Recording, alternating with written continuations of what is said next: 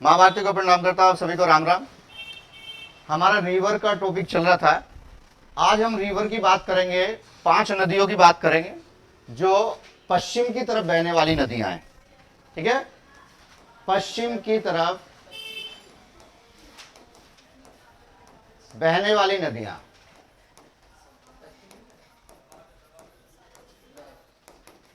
ठीक है, जो वेस्ट की तरफ बहती हैं।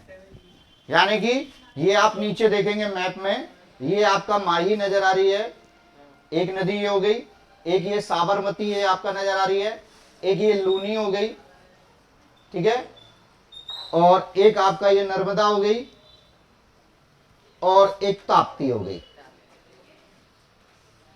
तो आज हम इन 5 नदियों की बात करेंगे जो पश्चिम की ओर बहने वाली नदियां हैं। ये केवल 5 नदियां हैं जो पश्चिम की ओर बहती हैं, जो कहां जाके मिल जाती हैं आपका अरब सागर में, दक्षिण में, यानी कि खंबात की खाड़ी में। तो इनमें हम पहले बात करते हैं आपका 5 नदियों की। पहले बात करते हैं किसकी? लूनी नदी की। पहले बात करेंगे लूनी। इसका जो उद्गम होता है आप देख रहे हैं राजस्थान में है, ठीक है। राजस्थान में ये कहां से होगा? इसका अरावली पहाड़ी है, अरावली पर्वतमाला राजस्थान में, और इसका उद्गम होता है उदयपुर के पास, ठीक है, उदयपुर से, ठीक है। अरावली पहाड़ी पर्वतमाला है, उदयपुर से इसका क्या होगा? उद्गम होगा।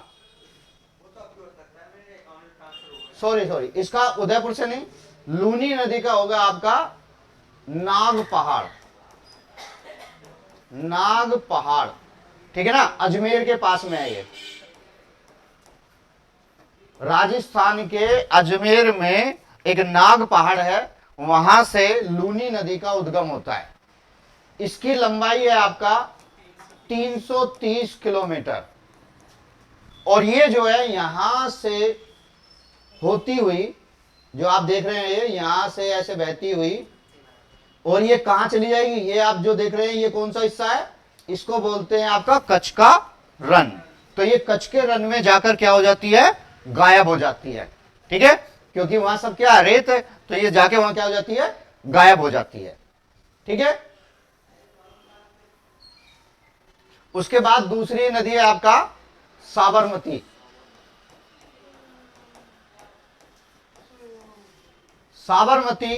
साबरमती का जो उद्गम होता है वो कहां से होता है? साबरमती का उद्गम होता है उदयपुर के पास से, ठीक है, अरावली पर्वतमाला से उदयपुर। ये देख रहे हैं ना आपका, यहां से स्टार्ट हो रही है ये साबरमती, ये आपका राजस्थान का हिस्सा है। तो इसका जो है उद्गम होता है उदयपुर से, अरावली पर्वतमाला से, उदयपुर से। इसकी जो लेंथ है, इसकी लेंथ है 371 किलोमीटर, इसकी लेंथ है 371 किलोमीटर। और ये जो है आपका खंबात की खाड़ी में, ये जो देख रहे हैं आप, ये क्या है? खंबात की खाड़ी। तो ये खंबात की खाड़ी में क्या हो जाएगी? विलय हो जाएगी, ठीक है। तीसरी है आपका माही नदी। माही नदी, इसका जो उद्गम होता है ये आप देख रहे हैं यहां से है, ये भी किसका हिस्सा है? राजस्थान का हिस्सा, ठीक है ना, ये राजस्थान है ना पूरा, तो ये भी, इसका भी उद्गम कहां से होता है? राजस्थान से।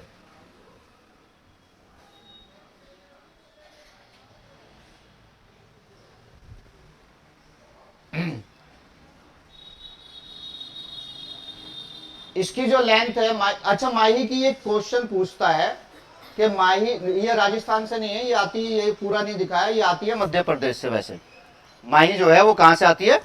मध्य प्रदेश से आती है, विंध्याचल पर्वतमाला से, ठीक है।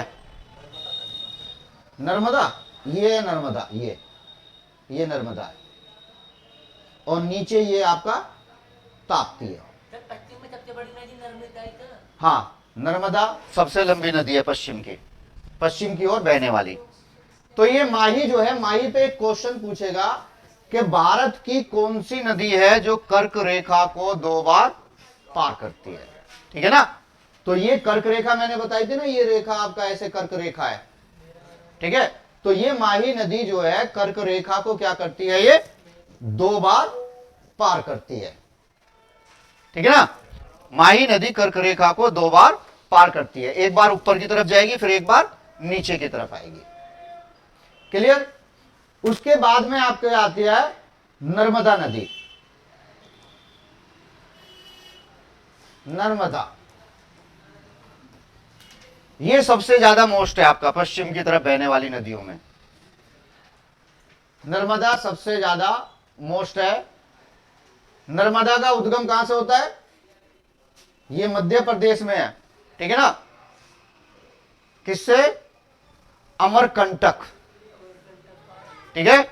मध्य प्रदेश में अमरकंटक पहाड़ी है, वहां से इसका उद्गम होता है। एक जगह है वहां पे अनूपपुर, ठीक है ना, अनूपपुर जिला, अनूपपुर के पास से अमरकंटक पहाड़ी से इसका उद्गम होता है और इसकी लेंथ है 1312 किलोमीटर। और ये जो है मध्य प्रदेश, ठीक है, महाराष्ट्र और गुजरात बहती हुई कहां चली जाएगी, ठीक है, कच्छ के खंबात की खाड़ी में। और इस नदी को गुजरात की जीवन रेखा भी कहते हैं। इस नदी को गुजरात की जीवन रेखा कहा जाता है,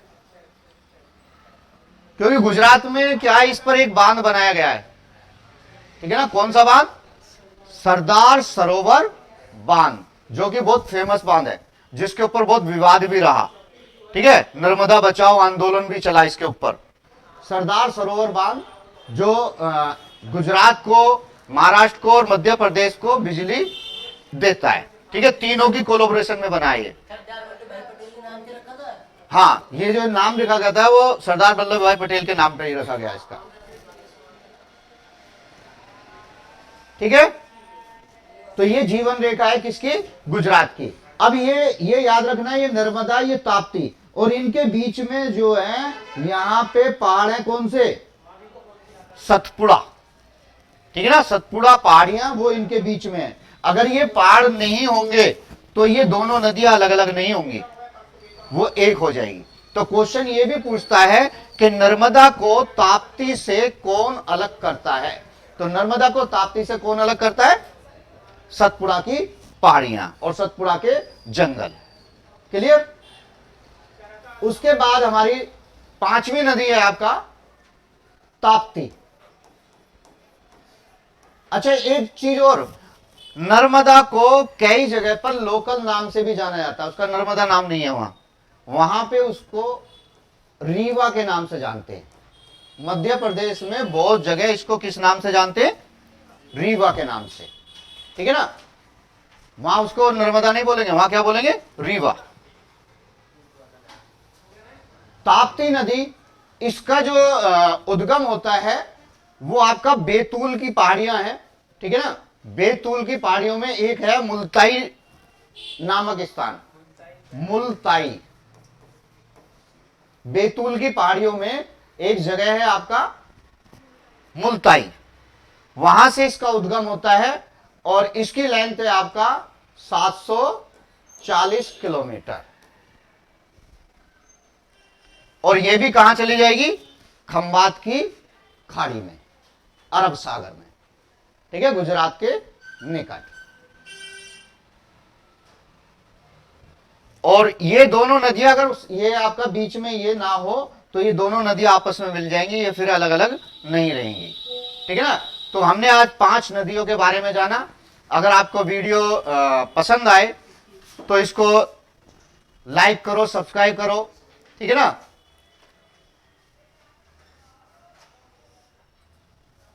आप सभी को राम राम।